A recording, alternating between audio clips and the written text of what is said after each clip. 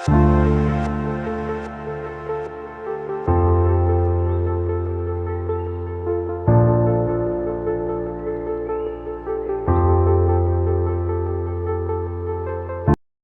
कह रहे हैं शक्तियां हैं और इन तीन शक्तियों के बिना जीवन नहीं हो सकता है। इसलिए अर्जुन, कौन तुझे धक्का देता है ऐसा मत पूछ, ये समझ कि धक्का तेरे भीतर से कैसे निर्मित होता है। क्रोध, काम, अहंकार, अगर उनके प्रति तू अति से झुक जाता है तो जो तू नहीं चाहता वो तुझे करना पड़ता है। कभी आपने देखा काम वासना मन को पकड़ ले?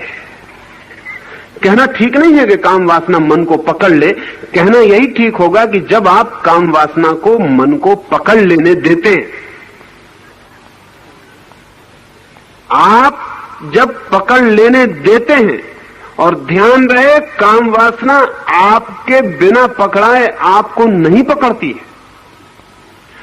हाँ, एक सीमा होती है हर चीज की, उसके पार मुश्किल हो जाता है रोकना। एक सीमा होती है। जगह जगह हमने कार के ट्रैफिक पे लिखा हुआ है कि यहां 5 मील रफ्तार। क्यों? क्योंकि वहां इतने ज्यादा लोग गुजर रहे हैं कि अगर 30 मील रफ्तार हो तो रोकना समय पर मुश्किल है, 5 मील हो तो समय पर रोकना आसान है। जहां लोग कम गुजर रहे हैं वहां 70 मील भी हो तो कोई हर्ज नहीं, वहां समय पर 70 मील भी रोकना आसान है। हर चीज की एक सीमा है। सिगमंड फ्रायड एक कहानी कहा करता था। वो कहा करता था कि एक छोटे से गांव में एक गरीब म्युनिसिपल कमेटी ने गांव का कचरा ढोने के लिए एक घोड़ा खरीदा, बैलगाड़ी, एक घोड़ा गाड़ी के लिए। लेकिन गरीब थी म्युनिसिपैलिटी, और कहते हैं गांव बड़ा बुद्धिमान था। बुद्धिमान था ऐसा कहें, या लोगों में ऐसी मजाक प्रचलित थी कि गांव बहुत बुद्धिमान है। गांव को ऐसा ख्याल था कि बहुत बुद्धिमान है, हालांकि वो जो भी करता था वो बुद्धिहीनता के काम होते थे। म्युनिसिपल ने एक घोड़ा खरीदा, लेकिन घोड़े को घास, दाना, पानी इतना महंगा पड़ने लगा कि म्युनिसिपल के बजट पर भारी हुआ। गरीब छोटी सी म्युनिसिपल।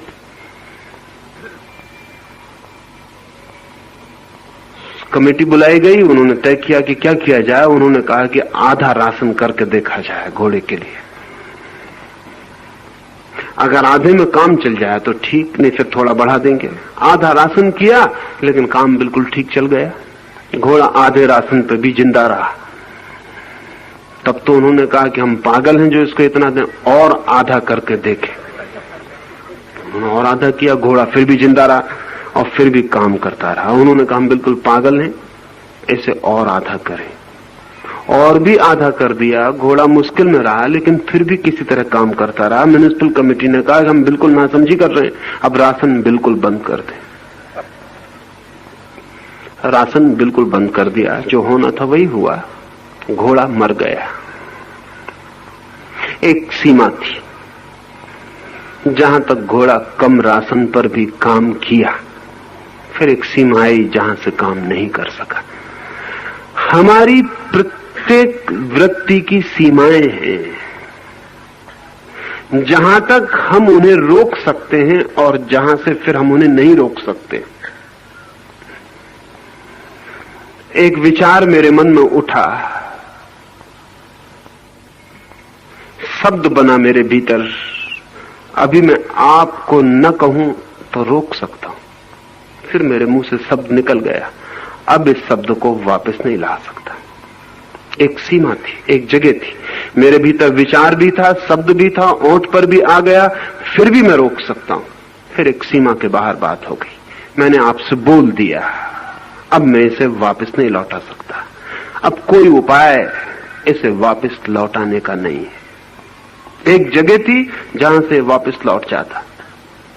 क्रोध एक जगह है जहां से वापस लौट सकता है, लेकिन जब उस जगह के बाहर निकल जाता है उसके बाद वापस नहीं लौटता। काम एक जगह है जहां से वापस लौट सकता है, जब उसके आगे चला जाता है तो फिर वापस नहीं लौट सकता। और ध्यान रहे, बड़े मजे की बात यह है कि उस सीमा तक जहां तक काम वापस लौट सकता है उस समय तक आप उसको सहयोग देते हैं, और जब वो वापस नहीं लौटता तब आप चिल्लाते हैं कि कौन मुझे धकाया जा रहा है, परवश कौन मुझे वलात काम करवा रहा है।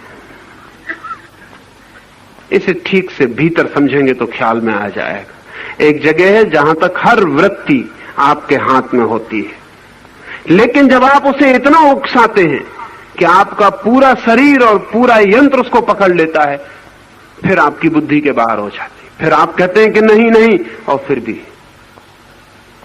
भी घटना घट के रहती है।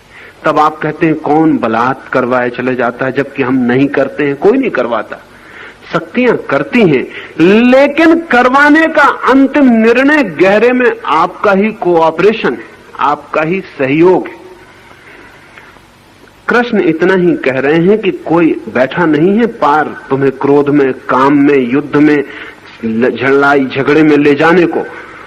प्रकृति के नियम हैं, अगर उन नियमों को तुम समझ लेते हो और समता को, संतुलन को उपलब्ध होते हो, अनासक्ति को, साक्षी भाव को उपलब्ध होते हो, विवेक को, श्रद्धा को उपलब्ध होते हो, तो फिर तुम्हें कोई फिक्र करने की जरूरत नहीं। फिर जो भी होगा परमात्मा पर। लेकिन जब तक तुम ऐसी समता को और अनासक्ति को उपलब्ध नहीं होते, भीतर तुम आसक्ति को पालते चले जाते हो, बारूद में चिंगारी डालते चले जाते हो। फिर जब आग भड़क के मकान को पकड़ लेती तब तुम कहते हो मैं तो चाहता नहीं था कि आग लगे, लेकिन यह आग लग गई है। बारूद का नियम है, धर्म है, वो आग लगा देगी। तुमने चिंगारी फेंकी, चिंगारी का धर्म है कि वो आग पकड़ा देगी। और जब बारूद भड़क उठेगी तब तुम छाती पीटोगे और चिल्लाओगे कि ये तो मैं नहीं चाहता था। कभी आपने देखा एक आदमी हत्या कर देता है। दोस्तोवस्की का एक बहुत कीमती उपन्यास है क्राइम एंड पनिशमेंट। उसमें रस्कोल्निकोव नाम का एक पात्र, वो रोज अपने सामने उसके मकान मालकिन जो है, उसकी मकान की बुढ़िया जो मालकिन है, वो कोई 70 साल की बूढ़ी औरत, वो गिरवी रखने का काम करती है और लोगों से खींच के ब्याज चूसती है। मरने के करीब है, लेकिन रत्ती भर दया नहीं करती। कोई नहीं है उसका, बहुत धन है। वो रस्कोल्निकोव एक विद्यार्थी है, वो देखता रहता अपनी खिड़की से। गरीब आदमी गिड़गिड़ाते हैं, रोते हैं, चिल्लाते हैं, लेकिन कुछ भी नहीं। उनके कपड़े भी उतरवा लिए जाते हैं। कोई दया नहीं, कोई ममता नहीं। कई बार उसके मन में होता है इस बुढ़िया को कोई मार क्यों नहीं डालता, इसके होने की कोई जरूरत ही क्या है। ये मर भी जाए तो हर्ज क्या है, ये मर जाए तो सैकड़ों लोग जो उसके चक्कर में फंसे हैं वो मुक्त हो जाएं। गरीब किसान, गरीब मजदूर, गरीब लोग, विधवा औरतें, बीमार आदमी, वो सब उससे ब्याज पे रुपया ले लेते हैं। फिर वो कभी चुकता नहीं, उनकी चीजें भी चुक जाती हैं और उनको अदालत में मुकदमे भी चलते हैं, सजाएं भी हो जाती हैं। रोज यही काम। वो कई बार सोचता है कोई इसकी गर्दन क्यों नहीं दबा देता, और बहुत बार उसके हाथ खुद भिज जाते हैं कि गर्दन दबा दूं। फिर वो सोचता है कि मुझे क्या मतलब, और मैं क्यों दबाऊं, और मेरा क्या बिगाड़ा। फिर वो बात भूल जाता है। फिर ऐसे वर्षों चलता रहा। फिर एक दिन उसे भी फीस भरनी है और घर से पैसे नहीं आए, तो अपनी घड़ी रखने उस बुढ़िया के पास गया। सांझ का वक्त है, उसने घड़ी बुढ़िया को दी। बुढ़िया ठीक से देख नहीं सकती, 70 साल उसकी उम्र है। वो खिड़की के पास घड़ी को ले जाके देखती है रोशनी में कि ठीक है या नहीं, कितने पैसे दिए जा सकते हैं। अचानक बस रस्कोल्निकोव को क्या हुआ कि उसने जाकर उसकी गर्दन दबा दी। उसे पता ही नहीं चला कब ये हुआ। गर्दन जब दब गई और जब उसके हाथ में उसकी नसें उभर आई और खून उसके मुंह से गिरने लगा, तब वो घबराया कि ये मैंने क्या कर दिया। वो बुढ़िया नीचे गिर पड़ी, तब उसे पता चला ये तो मैंने हत्या कर दी। तब वो भागा और तब वो रात भर अपने बिस्तर में सोचता है कि मैं उसकी हत्या कैसे कर दिया। परवश जो अर्जुन कह रहा है कि जैसे बलात् कोई धक्का दे, तो वो कहता कौन मेरे ऊपर सवार हो गया, कोई भूत, कोई प्रेत, क्या हुआ, मैंने हत्या क्यों कर दी, किसने मुझसे हत्या करवा दी, कौन शैतान मेरे पीछे पड़ा। कोई उसके पीछे नहीं पड़ा है। 2 साल तक उसने सोचा, तैयारी की, 2 साल तक उसने शक्तियों को रस दिया, 2 साल तक हाथ भींचे, 2 साल तक मन में क्रोध का जहर फैलाया, वो सब तैयार हो गया। बीज बोते वक्त किसको पता चलता है कि वृक्ष निकलेगा? बीज बोते वक्त किसको पता चलता है कि इतना बड़ा वृक्ष पैदा होगा? फिर बलात् वृक्ष पैदा हो जाता है, पर बीज हम ही बोते हैं। बीज छोटा होता है, दिखाई भी नहीं पड़ता। मन में क्रोध के बीज बोते हैं, काम के बीज बोते हैं, फिर शक्तियां पकड़ लेती हैं। फिर वो 3 शक्तियां अपना काम शुरू कर देती हैं। आपने बीज बोया, जमीन काम शुरू कर देती, पानी काम शुरू कर देता है, रोशनी काम शुरू कर देती, सूरज की किरणें आके बीज को बड़ा करने लगती।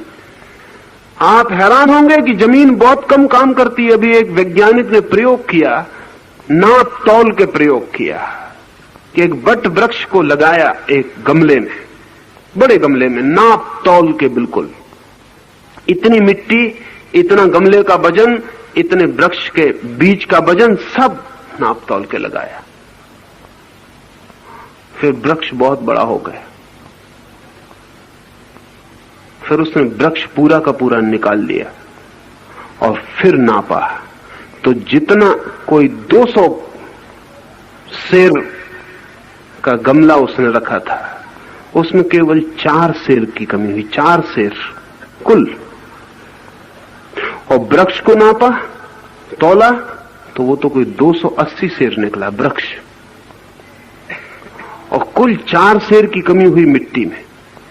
और उस वैज्ञानिक का ख्याल है कि वो 4 सेर भी वृक्ष ने नहीं लिए, वो भी हवा भी आती है, तूफान भी आता है, मिट्टी उड़ भी जाती है, पानी में बह भी जाती। 4 सेर, इतना बड़ा वृक्ष कहां से आ गया? सूरज भी दे रहा है, हवाएं भी दे रही हैं, पानी भी दे रहा है, जमीन भी दे रही है, चारों तरफ से पूरा कॉस्मॉस उसको दे रहा है। एक छोटे से बीज को आपने बो दिया, फिर सारी दुनिया की ताकत उसको दे रही और वो बड़ा हो रहा है। आपने इधर क्रोध का बीज बोया, सारी दुनिया से क्रोध को साथ देने वाली ताकतें, तमस की, इनर्शिया की ताकतें आपकी तरफ बहनी शुरू हो जाएंगी। आपने प्रेम बोया, सारी तरफ से दुनिया से शुभ शक्तियां आपकी तरफ बहनी शुरू हो जाएंगी। आपने साक्षी भाव निर्मित किया, दुनिया की सारी ताकतें आपके लिए बैलेंस में हो जाएंगी। कोई आपकी तरफ नहीं बहेगा, कोई आपके बाहर नहीं बहेगा, सब चीजें सम हो जाएंगी, ठहर जाएंगी। तो कृष्ण कहते हैं, न तो कोई शैतान, न कोई परमात्मा, ये 3 शक्तियां हैं अर्जुन। और तू जिसका बीज बो देता है अपने भीतर, वही शक्ति सक्रिय होकर काम करने लगती है।